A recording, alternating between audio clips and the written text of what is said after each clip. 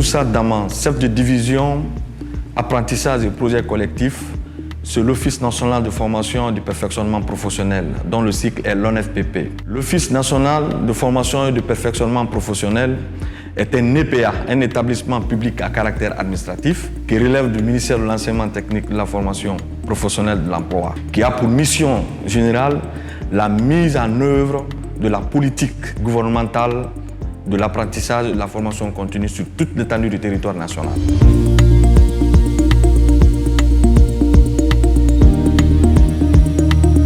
L'ONFPP, pour la mise en exécution de sa stratégie afin de toucher ce qu'on appelle le secteur informel, a ouvert 15 antennes à travers toute l'étendue du territoire national.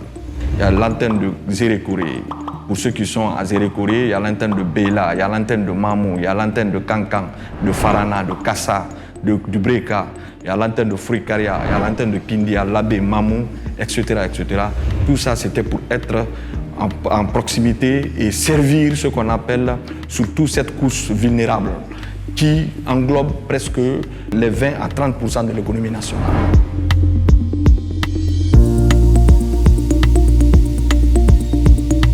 Aujourd'hui même, on a lancé ce qu'on appelle les formations simultanées. Il y a les formations en ferraille actuellement dans la commune de Dixine. Il y a la formation en bijouterie, surtout en sertissage, parce que nous sommes en perfectionnement. Ce qui manque, les compétences qui manquent dans le cadre de la labellisation professionnelle, c'est ce que nous dotons à ces apprenants-là pour être plus compétitifs sur le plan national et sur le plan international. Moi, c'est M. Amadou Diallo, formateur en ferraillage.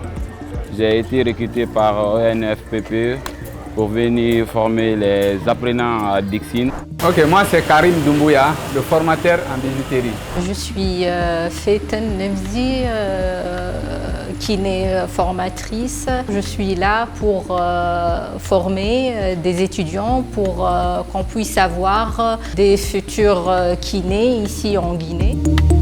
À l'intérieur du pays, on a lancé l'apiculture, on a lancé aussi, comme on appelle, la chaudronnerie à Dabola, etc., etc.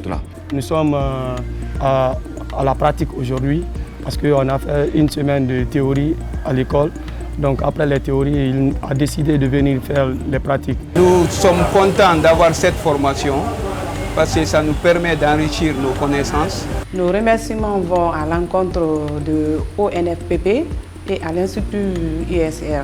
Donc aujourd'hui, l'ONFPP est plus proche à jamais de ce secteur informel-là, les organiser, les enfants, mettre les jeunes en corporation, développer les jeunes, les rendre entrepreneurs pour ne pas qu'au moins chacun cherche ce qu'on appelle à s'insérer dans la fonction publique. Il faut rendre les jeunes indépendants. Autant les jeunes sont indépendants sur le plan professionnel, autant il y a ce qu'on appelle la stabilité sociale au sein d'un pays.